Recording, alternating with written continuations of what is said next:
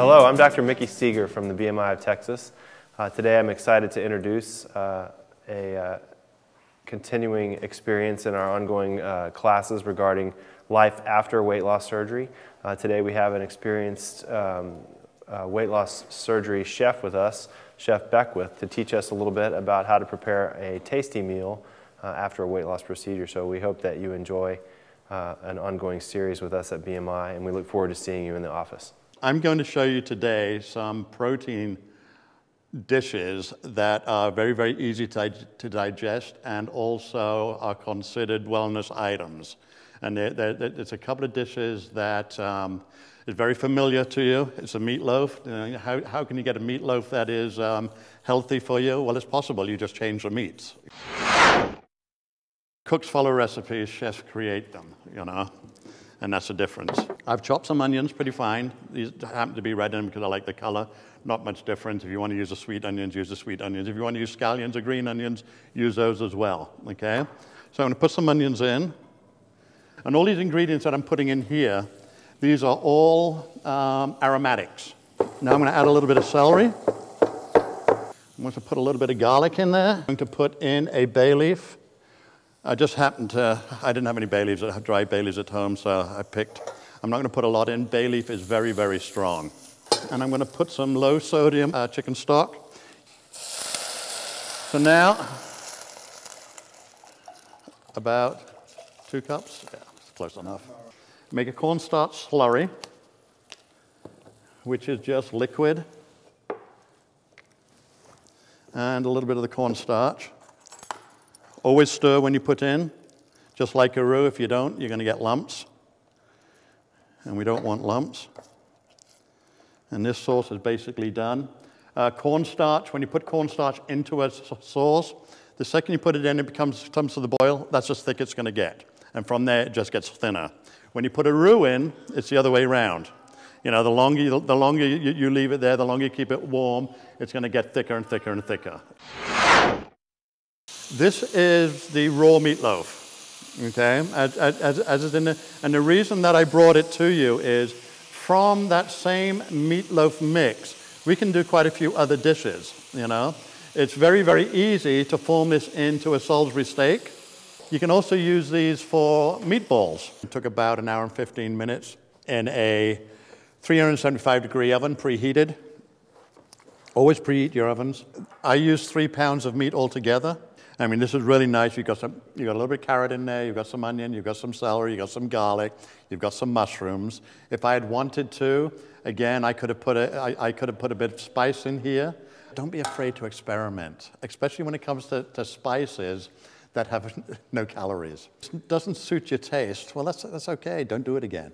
You will be really, really surprised what you can come up with. You know, food is food. There are some sciences to it, not much. Most of it is art. And you know, I'm sure most recipes were by accident, you know, really just by accident. It's called a jacquard machine, or jacquard blade.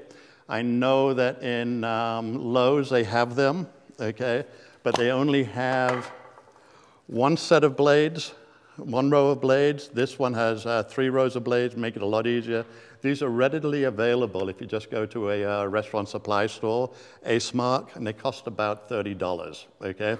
And the reason that I really want you guys to consider this going into the future, outside of the surgery, you know, it does tenderize meat, and it tenderizes it very, very well. When you take the chicken breast and you give it a good pounding with this and marinate it, it's breaking up all the sinews and the muscle that's in there. And once you cook it, it just makes it so much more tender for you, much easier for you to chew, and much easier for you to swallow and to digest, you know. And this, I mean, I had this machine long before, but this became, again, another very, very close friend to me since the surgery. In the battle of reducing fat is the sprays. Be careful when you look at these. Some of these sprays that are meant for bakers, don't use those because they have starch. Look at them. Some of them have a lot of water. You know, you don't want that. Now, the good thing about these is they're relatively thin. Thermometer, these are about $2, $3 each. These are about $12 each. These are really good. They're both really good. This is easier to read. It's a thermometer. It's a meat thermometer. Okay? So I am looking at this being, I know that one isn't ready, but these must be. And you see I'm piling it on top of each other because I want to get an accurate temperature. And again, I'm looking for 165 degrees or above. You will find, see, 180, beautiful. I know it's tasteful, I know it's tender, and I know it's very, very moist. Obviously, you wouldn't do it like this. You'd use a cutting board. I've cut a lot of cauliflowers in my time. I've also cut myself many times doing it this way, you know. But you want to remove the green.